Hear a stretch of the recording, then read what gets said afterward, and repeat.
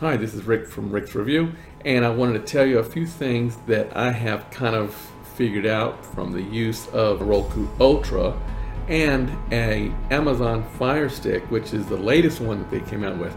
I have both previous versions of both, but I want to talk to you about the latest versions of these two items. Stay with me.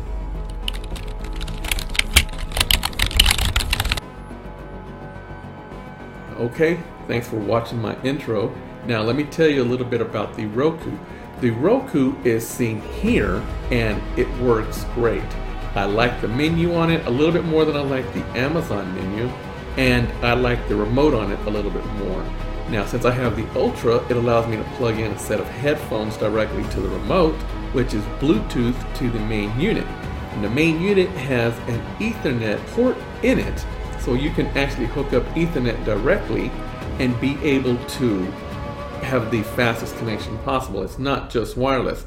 Now it also has a wireless adapter in it, so if you have Wi-Fi in the house, you can actually use wireless adapter to get it going. It has the ability for an Ethernet plug, which makes it that much faster. In my particular case, I have this remote right here. Now in my particular case, I have the remote that you see here. And this is an aftermarket remote I bought on Amazon, and I'll put a link down in the comment section. I purchased that remote. It feels and looks pretty much just like the Roku remote. It allows me to control my Pioneer stereo independently of the Roku system, where the Roku does not allow that unless you get the one, which is the Ultra, that I have, and it has the volume knob on the side. But that's not for a amplifier or receiver or anything like that. It's just for the television. Now I also want to talk to you a little bit about the Amazon. I don't like the menu on the Amazon as much as seen here, but I do like the fact that the stick is a little bit smaller, takes up a whole lot less space.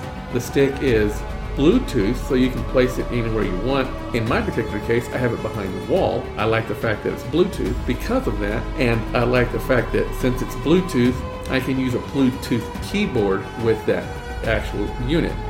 Again, with the Roku, it's infrared, and I can't do that. It's line of sight. So that's kind of a little bit of a problem, and then of course, it's not a problem in certain areas. In my particular case, I have it in the living room, and it's sitting right in front of my bookshelf, so I can actually control it without really worrying if it's behind the wall or anything. And of course with the Amazon, I can put it behind the wall, out of sight, out of mind, right? Except for the little bitty remote that it comes with, which is great and easy to use. One thing I like about the remote is the remote doesn't make clicking sounds. Kind of like the Roku either has a remote that makes clicking sounds or gives you a tactile feedback, and I kind of don't like either one of them very much. I like the Amazon remote, but again, like I said, with the Amazon, I don't like the menu system as much as I do with the Roku, so that's kind of a little bit of a factor in that. And the Amazon, the new Amazon has, I believe it has a 1.7 processor as opposed to the 1.5 processor, which is very fast.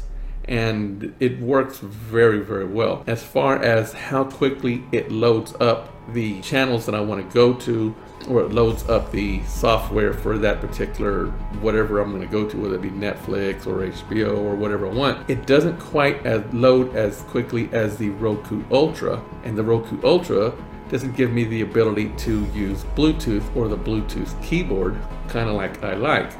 Both of them have HDMI outputs, so you're good to go with that. Which one do I like the best? I was asked which one I like the best. So let me go ahead and tell you. I like them both.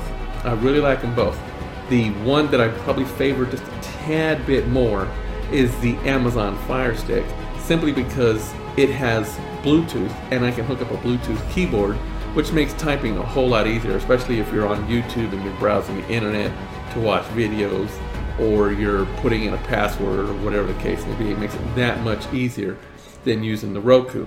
Now, the regular Roku stick, not the Ultra, meaning ones that are actually a little bit less expensive and a little bit less sophisticated as the Ultra, they don't give you Ethernet port, and they don't give you as high of a speed because the processor is not quite as good.